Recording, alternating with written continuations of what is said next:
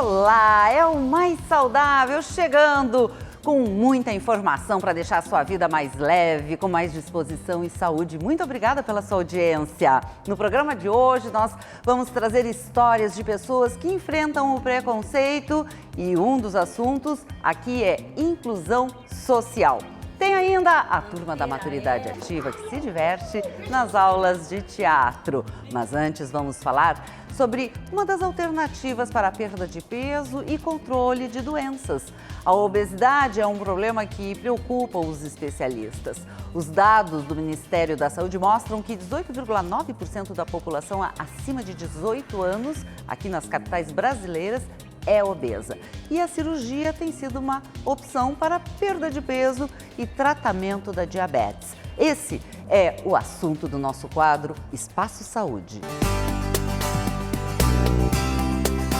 Quando é a hora de fazer o procedimento cirúrgico? O coordenador do Centro Integrado de Tratamento da Obesidade e de Cirurgia Metabólica do Hospital Divina Providência, que é referência aqui no Rio Grande do Sul, o Dr. Renato Souza, está aqui no estúdio para falar sobre esse assunto. Bom dia, Dr. Renato. Bom dia, é uma satisfação muito grande vir ao seu programa e ter a oportunidade de falar com você e com seus telespectadores a respeito desse assunto tão importante. Tão importante, porque é realmente, o número de sobrepeso é muito grande. Mais da metade da população brasileira está acima do peso e de obesidade também, né, doutor Renato?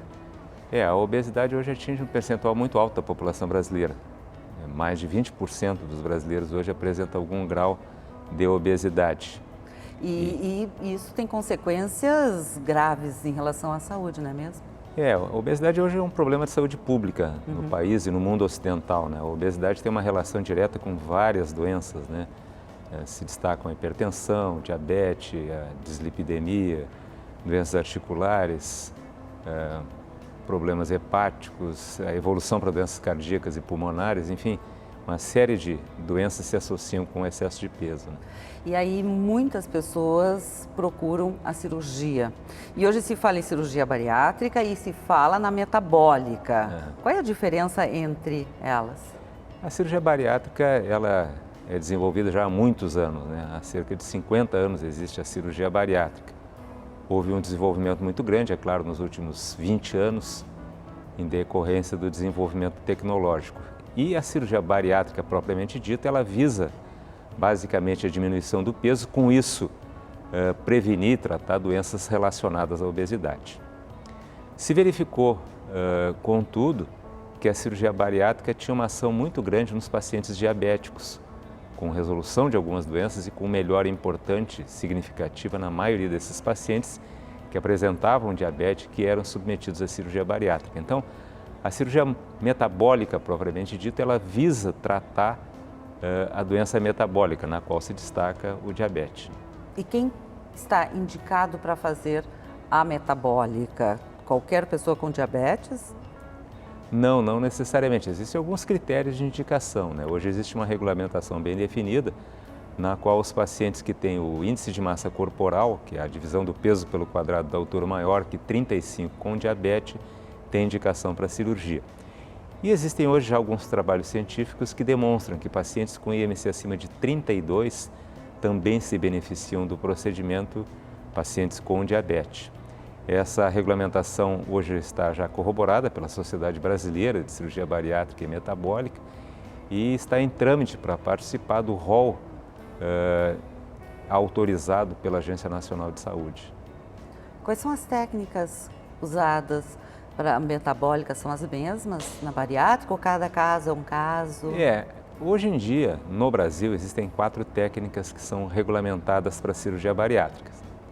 Quais sejam o bypass gástrico, que seria popularmente a redução do estômago com derivação intestinal, ou seja, na qual se mexe no intestino. O sleeve gástrico, sleeve é manga em inglês, né? A manga gástrica é uma cirurgia hoje muito popularizada nos Estados Unidos e igualmente na Europa, também corroborada aqui no Brasil pela ANS, pelo Conselho Federal de Medicina, traduzida no Brasil como gastrectomia vertical, então, bypass, gastrectomia vertical, e 2 cirurgias um pouco menos realizadas, que é o switch duodenal, que é uma derivação biliopancreática um pouquinho mais complexa, e a banda gástrica ajustável, cada vez menos realizada no país. É claro que existe uma regulamentação a ser obedecida, né? Então, a indicação de cirurgia bariátrica é para aqueles pacientes que apresentam o índice de massa corporal maior do que 40 ou maior que 35 com doenças associadas. Existem critérios de doenças que estão nesse rol da Agência Nacional de Saúde. A partir daí, o paciente necessariamente terá que passar por uma avaliação pré-operatória. O paciente, todos fazem exames laboratoriais, endoscopia digestiva, porque vai se mexer no estômago, né? Ecografia abdominal, e passam pela equipe multidisciplinar. A equipe multidisciplinar se compõe, no mínimo, de um clínico, normalmente um cardiologista, endocrinologista, nutricionista, psicóloga e psiquiatra. Então, toda essa avaliação pré-operatória, ela tem o intuito de estabelecer, em conjunto, em comum acordo com o paciente, a melhor técnica. Claro que existem critérios científicos que demonstram que na cirurgia metabólica, a cirurgia para o diabético, o bypass se sobrepõe em relação ao sleeve. Então, existe uma tendência de indicação do bypass para aqueles pacientes que vão fazer a cirurgia para o tratamento do diabetes, né, como segundo intuito. Não é simples, é uma cirurgia bem complexa e as pessoas às vezes buscam até o mais peso para fazer a cirurgia e aí entra toda uma questão emocional importante, porque não adianta fazer uma cirurgia e depois voltar de novo a recuperar todo aquele peso que perdeu, não é mesmo? Porque isso acontece. Um aspecto importante assim que a gente no dia a dia do trabalho conversa com os pacientes é o entendimento de que a cirurgia ela é apenas uma intermediadora de modificação de hábitos alimentares e especialmente de hábitos comportamentais. É sabido, né, que o excesso de peso ele tem uma relação direta com hábitos alimentares inadequados e pacientes que normalmente apresentam algum grau de sedentarismo. Então, essa modificação comportamental ela é muito importante. Então, não basta apenas fazer o procedimento cirúrgico. Não é uma mágica. Não, sem dúvida que não. Pelo contrário, há toda uma modificação metabólica que é para o resto da vida. Isso que as pessoas precisam entender. A gente sabe que a cirurgia tem uma complexidade, qualquer das técnicas que seja efetuada, e mais complexo ainda é o tratamento como um todo, né? Por isso é a necessidade desse envolvimento da equipe com o paciente. Né? Então, muito obrigada pelos seus esclarecimentos, pela sua entrevista e pela participação aqui no nosso programa. Eu que agradeço pelo convite e fiquei muito feliz em poder participar do programa com você. Nós também. Obrigado. Agradecemos e ficamos muito felizes. Obrigada. Bom, todos os meses do ano tem alguma cor para identificar campanhas na área da saúde. Novembro é roxo e azul. Roxo porque é o mês escolhido para marcar a importância da conscientização e luta na prevenção do parto prematuro, sempre que possível, é claro. E o azul se divide em 2 campanhas. Uma delas é voltada aos cuidados da diabetes e a outra para a saúde do homem. O diagnóstico precoce do câncer de próstata está entre esses cuidados importantes na vida de todos os homens. Alberto perdeu 3 amigos para o câncer de próstata. Ele se previne fazendo exames, mas sabe que a maioria dos homens não se cuida. O pessoal hoje tem muito pouco tempo para cuidar da saúde, a vida que a gente leva hoje é muito agitada, então a saúde acaba ficando em segundo plano. De acordo com o Instituto Nacional do Câncer, mais de 68 mil casos de câncer de próstata surgiram no ano passado no país. A próstata é uma glândula que fica abaixo da bexiga e que envolve a uretra, o canal por onde passa a urina. A prevenção deve ser feita a partir dos 45 anos por meio de um exame de sangue, o PSA, e de um toque retal. A doença não apresenta sintomas no início e o diagnóstico é realizado pela retirada de um pedaço do tecido para análise em laboratório. Quando o tumor é descoberto nas fases iniciais, a gente cura quase todo mundo, portanto, esse indivíduo tem a sua existência preservada. Um tumor que avançou, saiu para fora da próstata, só de pegar os tecidos vizinhos, ou pior ainda, se ele se espalhar pelo organismo, são as chamadas metástases, esse indivíduo, na média, vai perder 9 anos de vida. e esse é um número marcante. De modo que fazer exame de próstata realmente tem uma implicação muito grande no sentido de preservar a existência dessa pessoa com boa qualidade. Entre os homens, o câncer de próstata é o segundo que mais mata, só perde para o de pulmão. No Brasil, a doença provoca uma morte a cada 34 minutos. Alertas de prevenção começaram a ser exibidos hoje em painéis eletrônicos das principais rodovias de São Paulo. A ação faz parte da campanha Novembro Azul. Quando nós começamos a campanha em 2008, a primeira versão da campanha, nós percebíamos que os homens tinham muita aversão em falar sobre o tema. E hoje a gente percebe que esse movimento mudou. Carlos relutou em procurar um urologista, mesmo com dificuldade para urinar. Ele começou o tratamento assim que foi diagnosticado com câncer na próstata e hoje está curado. Por pouco, se eu tivesse ficado mais aí, tivesse adiado essa ida aí por mais um ano, fatalmente já teria atingido outro órgão. E agora vem o intervalo. Na volta vamos falar sobre preconceito, bullying, superação e inclusão social. E ainda, aula de teatro que transforma a vida de quem vive a maturidade ativa. E se você tem alguma sugestão para o programa, é só enviar para o e-mail maissaudável@band.com.br. Já voltamos.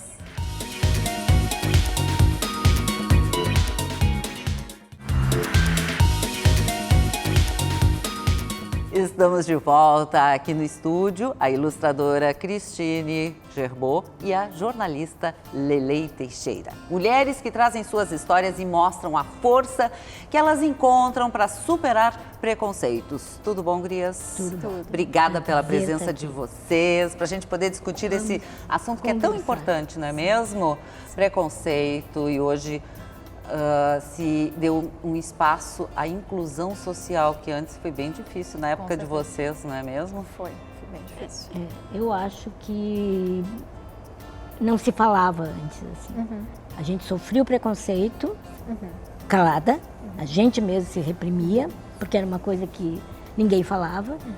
E hoje o preconceito existe ainda, o preconceito é forte. Ele existe. Mas Exatamente. hoje nós temos voz.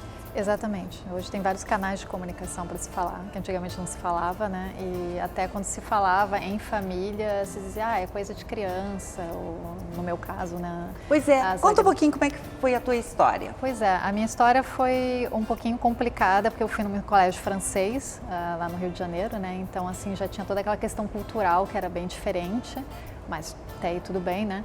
E aí eu tive vários problemas de agressões, eu era muito tímida, assim, patológico. E aí eu era agredida pela turma, os próprios professores, que são extremamente duros, se atacavam mais em mim porque eu não tinha defesa, eu não respondia, né? E aquilo foi criando, assim, uma pressão muito grande a ponto de eu desenvolver o nanismo psicossocial, que eu parei de crescer, simplesmente parei de crescer na verdade é um congelamento, né? Que eu parei de crescer, o hormônio existia, mas ele não era secretado. E hoje se estuda, hoje se sabe que essa condição existe. Na minha época não tinha nome para essa condição. Para mim, foi um caso assim que os próprios médicos, endocrinologistas não sabiam nem dizer o que era. Eu tinha o hormônio e ele não era secretado. Então, com 15, 16 anos, eu tinha a estatura de uma criança de 9, com o corpo de uma criança de 9. Então, imagina, festa de 15 anos que a gente estava comentando e outras coisas, vestida como uma criança de 9 anos praticamente, eu era alvo de todos os bullying e brincadeiras de mau gosto, enfim, tudo que podia existir acontecia, né? E nesse momento eu desenvolvi o desenho, que eu sempre desenhei, meu sonho era ser cartunista. E ali foi a tua foi minha fuga, salvação. mas foi a tua salvação. Foi. Lelei, no teu caso, tu tens uma irmã que faleceu, que também tinha nanismo. Como é que foi a tua história na infância? Eu acho que na infância a história foi muito leve, porque era uma família muito grande, as pessoas todas, ninguém, não se falava no nanismo, né? Então a gente brincava naturalmente com as outras crianças e nós só fomos nos dar conta, assim, de que a gente tinha um problema e que esse problema ia acarretar um preconceito fantástico quando a gente fosse para a vida, como eu digo, quando a gente saiu de casa, deixou a família, foi estudar. Aí a gente começou a sentir que as pessoas nos estranhavam. E aí começou a cair uma ficha que até então a gente não tinha tão clara, assim. A diferença é o outro que põe no olhar dele, porque para nós tudo é normal, né? Não tem diferença alguma, né? E a família nos ama e é tudo normal, só que aí a gente vai bater com o preconceito no outro, né? Quando tu chega no confronto com o outro... Aí tu vê, mas por que eu estou sendo agredida por algo que é normal? Assim, tipo, qual o problema do seu baixo, ou qual o problema dela? Não tem problema nenhum, né? Tipo, e aí é o outro que dá esse espelho pra gente e que nos machuca, porque ele nos vê de um jeito que a gente não vê. E aí aquilo se torna uma agressão. E eu acho que o nanismo tem uma questão que é um pouco diferente dos outros problemas físicos ou mentais e tal. O nanismo sempre foi relacionado ao bobo da corte, Sim. aquele que diverte, Sim. aquele que vai sofrer bullying a Sim. vida toda. Quando vão apresentar, eu sempre vivi isso e me diverti muito com isso em algum momento, as pessoas não apresentam essa aqui, a Lelê Teixeira, jornalista. Sempre tem um complemento, assim, uma grande jornalista, uma pessoa muito talentosa. Porque eu acho que às vezes é difícil para as pessoas olharem para mim e me ver como uma pessoa que... Sim, uma pessoa que tem intelectual, que tem estuda, talento, que sabe... Que isso não está relacionado ao tamanho, não está relacionado a nada, passa por outra via. Exatamente. Mas as pessoas não conseguem dissociar isso. Não conseguem dissociar. É impressionante.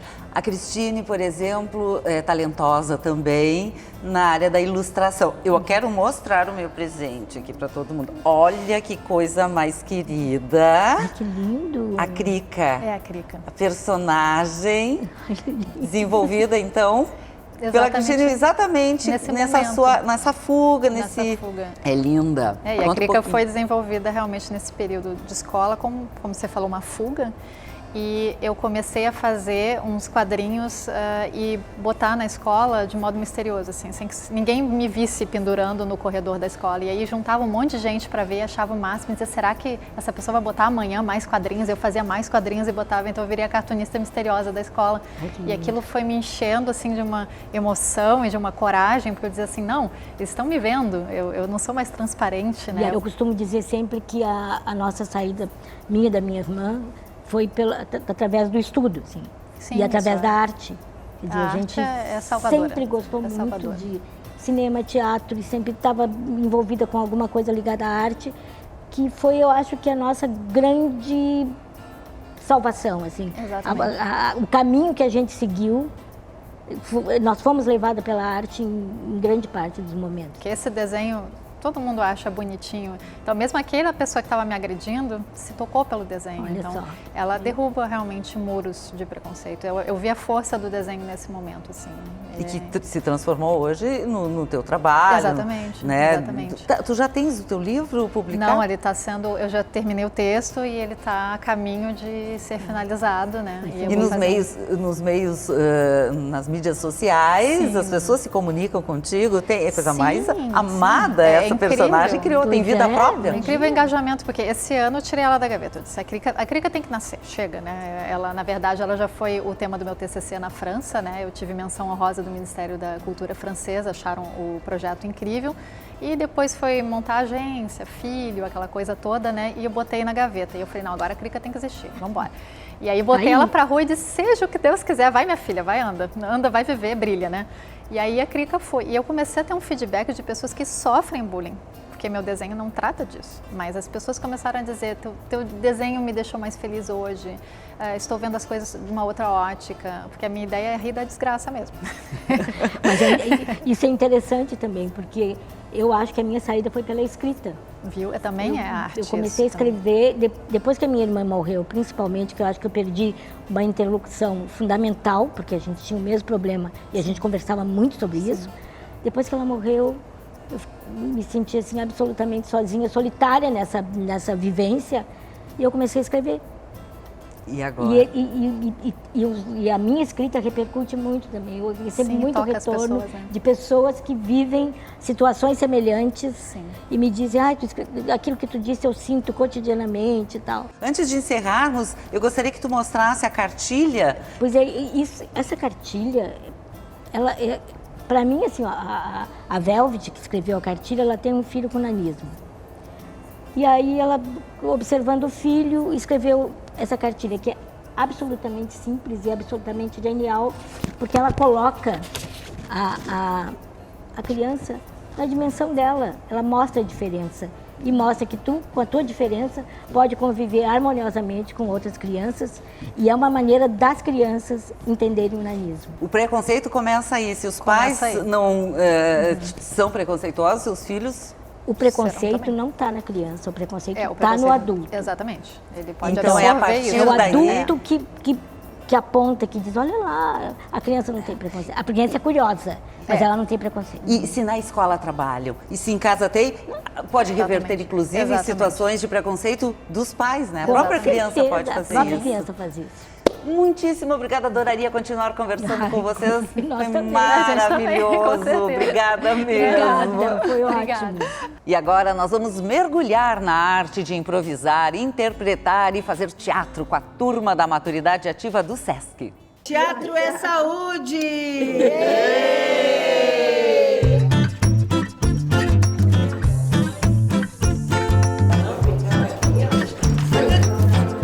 Vou contar uma coisa. Teatro é terapia. A gente pensa em outras coisas, esquece os problemas. Sou muito feliz, tá? Muito. Significa muita coisa na nossa vida, né? Porque nós já estamos com idade e para nós é muita qualidade de vida. A gente vem para cá e ensaia com entusiasmo. Então, quando a gente vai apresentar, é uma maravilha, é autoestima.